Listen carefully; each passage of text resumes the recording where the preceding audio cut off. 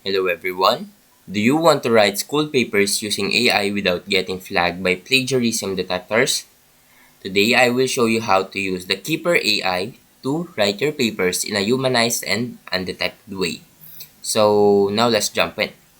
First, sign up for an account on Kipper AI.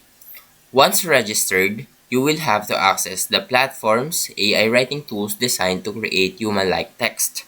Next, input your paper's topic or the specific assignment instructions.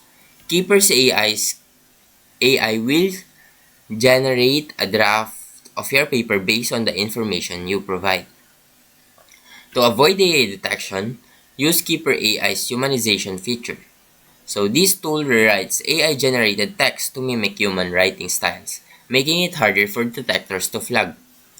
Once the AI generates the humanized draft, review and make edits for clarity to add your own voice.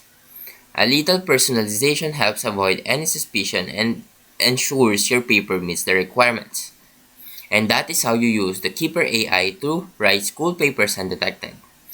If you found this video helpful, please leave a like and subscribe.